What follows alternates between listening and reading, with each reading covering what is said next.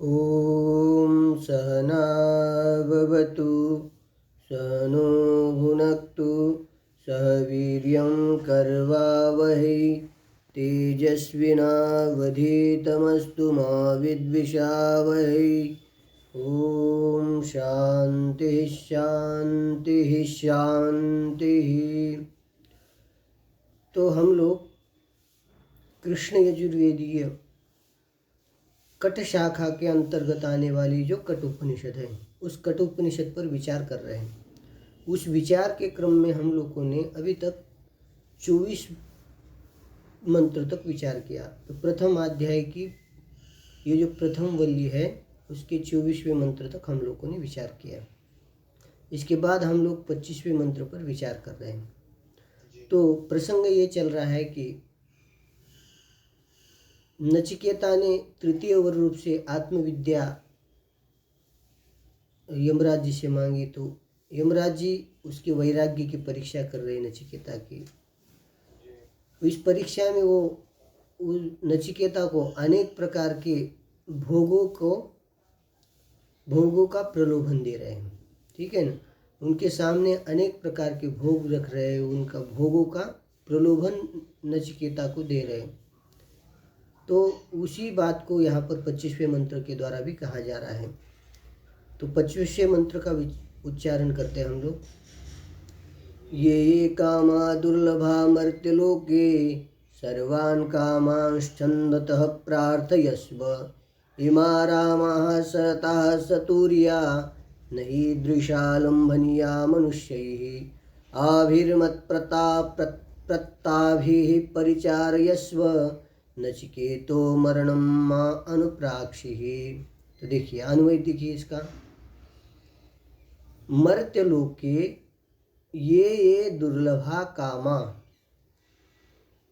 कामा सर्वान् कामान् छन्दतः प्रार्थयस्व इमा रामाः सरताः सतुर्याः मनुष्यैः ईदृशा नहि लंभनीयाः मत्प्रताभिः आभिः परिचारयस्व नचिकेतो मरणं मा अनुप्राक्षिः। इस प्रकार से सरल इसका अन्वय है। तो क्या कह रहे हैं यमराज जी नचिकेता को? देखिए, मर्त्यलोके माने इस मनुष्य लोक में ये दुर्लभा कामा, जो काम शब्द का अर्थ है भोग है, जो दुर्लभ भोग है इस मनुष्य लोकों के लिए जो प्राप्त होने योग्य नहीं है, ऐसे जितने भी दुर्लभ भोग है, तान सर्वान, तान का अध्ययन कीजिए, तान सर्वान कामान, उन सभी भोगों को, तान सर्वान कामान तान सर्वान भोगान, उन सभी भोगों को छंदसः प्रार्थयस्व, माने अपनी इच्छा के अनुसार तुम मुझे मांगो। नचिकेता को यमराज जी कह रहे हैं कि जितने भी काम हैं दुर्लभ, उन सभी कामों को तुम छंदत माने तुम्हारी इच्छा के अनुसार तुम क्या करो, मुझे प्रार्थयस्व माने मांगो, मैं तुम्हें वो दे दूंगा। क्या क्या है? तो कह रहे इमा रामाः सरताः सतुर्याः, ये जो दिखाई दे रही है ना रामाः शब्द का अर्थ यहाँ करना है अप्सराएं, ठीक है ना। रामा शब्द का अर्थ क्या करना है? अप्सराएं। रमन्ते पुरुषः यस्मीति रामाः, पुरुष जिसमें रममान होते हैं, ठीक है ना। अप्सराओं में रममान होते हैं, इसलिए उनको क्या कहा जाता है? रामाः। अथवा रमयन्ति पुरुषान इति रामाः, ये दो व्युत्पत्ति है उसकी, माने जो पुरुष को रममान कराती है ऐसी जो अप्सराएं है। रामा शब्द का अर्थ क्या? अप्सराएं। इमा रामा माने ये जो अप्सराएं है, कैसी अप्सराएं? केवल अप्सराएं नहीं, सरथा और सतुर्या, रथों के सहित, रथ घोड़े इत्यादि के सहित, संपत्ति के सहित। सतुर्या माने अनेक, तुर्य शब्द का अर्थ होता है वाद्य, सतुर्य तुर्य आदि के सहित, वाद्य आदि के सहित, रथ आदि के सहित ऐसी अप्सराएं मैं तुम्हें प्रदान करता हूँ, कह रहे हैं, ठीक है ना। इमा रामा सरता सुतुर्या, और ये कैसे हैं? ईदृशाः मनुष्यैः न लंबनीयाः, ये जो ऐसी अप्सराएं जो है मनुष्य के द्वारा प्राप्त होने योग्य नहीं है, मनुष्य को ये प्राप्त नहीं हो सकती है। इस प्रकार की जो भोग है मैं तुम्हें दे रहा हूँ। आप मत प्रत्ताभि आभि, मेरे द्वारा दिए गए, आभि माने इनके द्वारा क्या करो, परिचारेस्व, तुम अपनी सेवा कर लो इनके द्वारा, ठीक है ना, उनका तुम भोग कर लो।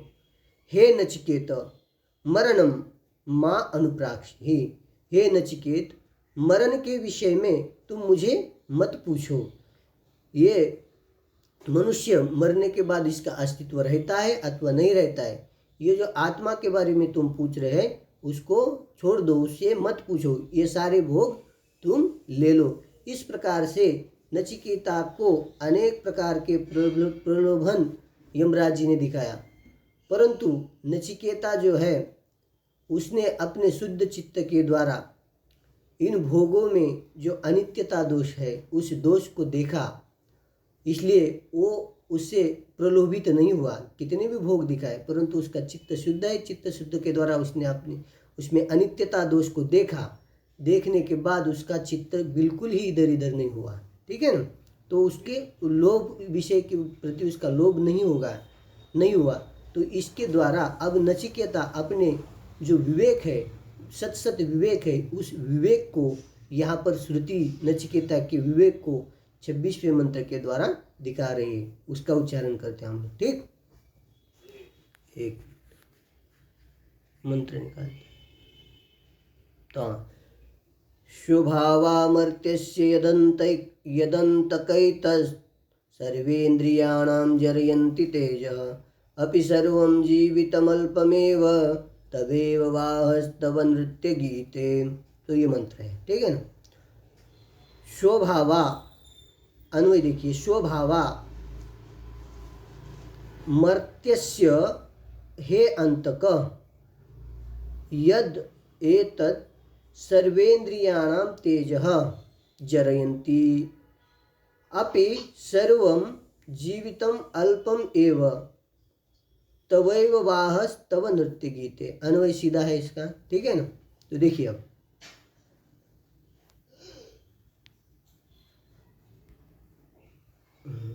तवैव वाहस्तव नृत्य गीते। तो स्वभावा, तो नचिकेता कह रहे ये विषय कैसे स्वभावा है। स्व माने आने वाले कल के लिए स्व का प्रयोग करते हैं हम लोग, ठीक है। स्व माने और भाव शब्द का अर्थ होता है सत्ता, ठीक। स्व माने आने वाला कल और भाव माने सत्ता, माने जिन विषयों के भोगों की सत्ता कल तक रहेगी क्या नहीं ये भी नहीं बोल सकते हैं, माने जो कैसे नश्वर है, ठीक है। स्वभाव है, स्वभाव माने कल तक जो रहेंगे कि नहीं, सत्ता उनकी रहेगी कि नहीं कल तक ये भी नहीं बता सकते, इसलिए वो कैसे है स्वभावा। भोग कैसे स्वभावा माने अनित्य है, ठीक, समझ में आया। और अंतक मर्त्यस्य अंतक, हे अंतक मर्त्यस्य मनुष्य लोगों के प्राण हरने वाले अंतक हे यमराज जी, यद एतत् सर्वेन्द्रियाणां तेज है, जो यह सभी इंद्रियों का तेज है, सामर्थ्य है, तज्जरयंती, वो सब क्या करते हैं, ये भोग, ये जो इंद्रिय का सामर्थ्य है वो सब सामर्थ्य को क्या करते हैं, नष्ट करते हैं, ठीक। चलिए नष्ट करते। अपि सर्वजीवितम अल्पमेव, और तुमने जो मुझे शरदो जीवी तुमने जो कहा था तुम्हें जितना जीना चाहते हो उतना जीना, मैं तुम्हें बहुत सारे आयुष्य दे दूंगा, ठीक है ना। तो ये जो कहा था आपने मुझे, अब ये तो जीवित जो है, ये जो आयु जो है आपकी, वो तो सर्वम जीवितम अल्पमेव, अरे ब्रह्मा जी की आयु भी क्या है, अत्यंत अल्प ही है उनकी जीवित, और इस अल्प जीवित को, अल्प आयुष्य को लेकर मैं क्या करूँ कहें। सर्व जीवित क्या है, आयुष्य क्या है, अल्प ही है, उस अल्प आयुष्य में मैं इन भोगों को कहाँ से भोग पाऊंगा, ठीक है ना। अपि सर्व जीवितम अल्पमेव, अल्प ही जीवन तो अल्प ही है, और इस अल्प जीवन में अपना साध्य को, आत्मज्ञान को नहीं प्राप्त करूंगा तो इसका क्या उपयोग है, ठीक है ना। इसलिए तवैव वाह, तवैव आपकी जो वाह है माने हाथी घोड़े इत्यादि जो भी सामर्थ्य है, आपका जो भी भोग है दे रहे आप, वो आपको ही रहने दीजिए, मुझे नहीं चाहिए।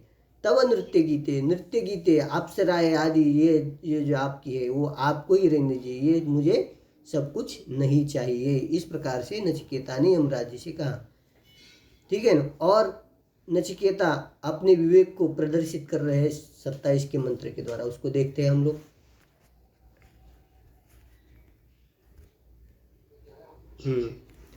तो देखिए मंत्र है आपका 27वां, उच्चारण कीजिए। न वित्तेन तर्पणीयो मनुष्यो लप्स्यामहे वित्तमद्राक्ष्म चेत्वा जीविष्यामो यावदिच्छसि त्वं वरस्तु मे वरणीयः स एव। ठीक है, देखिए आप इसका अन्वय देखिए। मनुष्यो न वित्तेन तर्पणीयः चेत वित्तम लप्स्यामहे त्वाम अद्राक्ष्म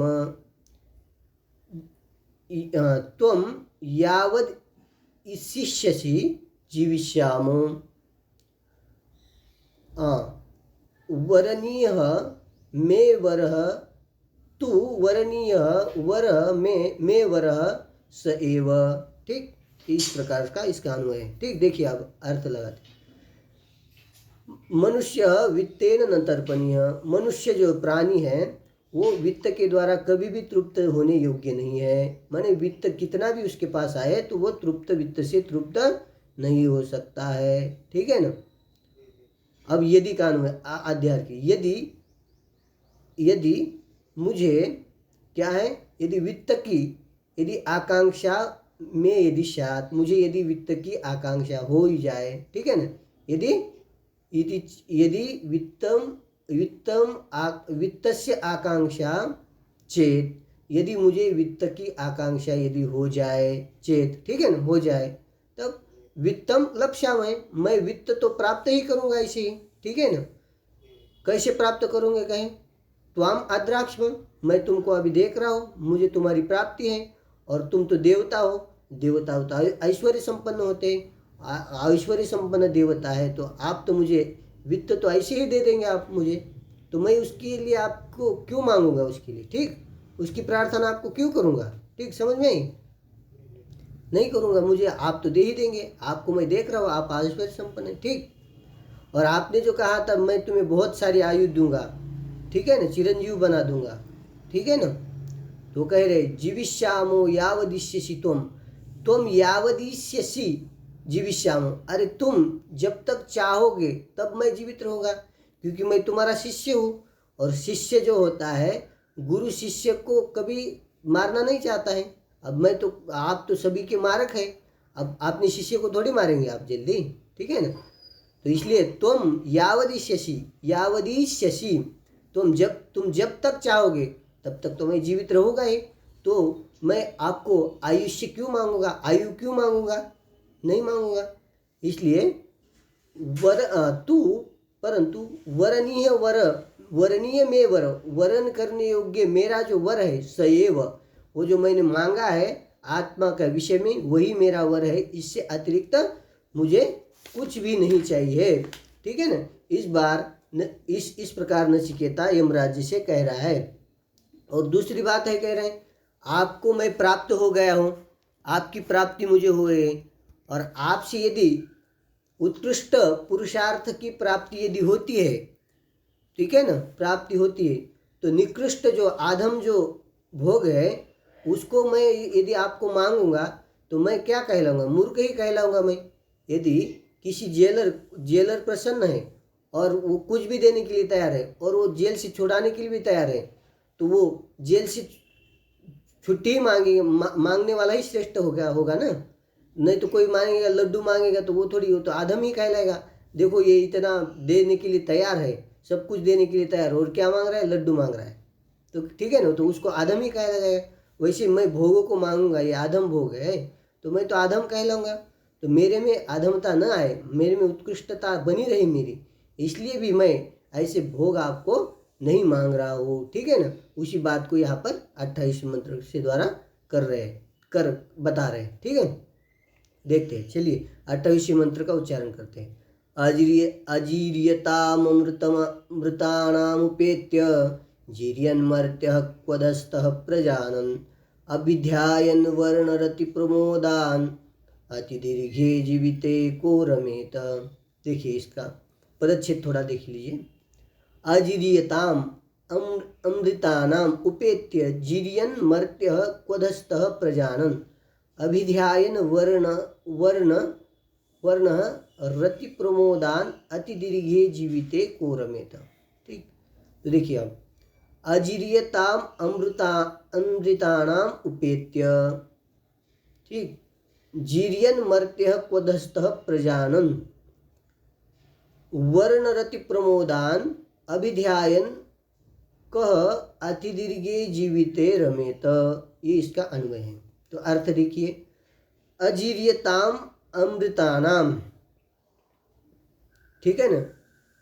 जीर्य कहते हैं जराग्रस्त को, जो जीर्य होते हैं उनको जीर्य माने जराग्रस्त, ठीक, और अजीर्य माने जरा से रहित। देवता लोग जरा माने बुढ़ापा, बुढ़ापे से रहित, जिनको बुढ़ापा नहीं आता है, ठीक है ना। जराग्रस्त को क्या कहेंगे? जीर्य कहेंगे। और जो जराग्रस्त नहीं है उसको क्या कहेंगे? अजीर्य, माने बुढ़ापा जिनको आता नहीं। ऐसे कौन है? देवता लोग है कि नहीं? तो अजीर्यताम, अजीर्य जो देवता लोग है। और कैसे है? अमृताम, सापेक्षित अमृतत्व है जिनमें, ठीक है ना। सापेक्षित अमृत है जिसमें, माने हम लोग की अपेक्षा उनका क्या है?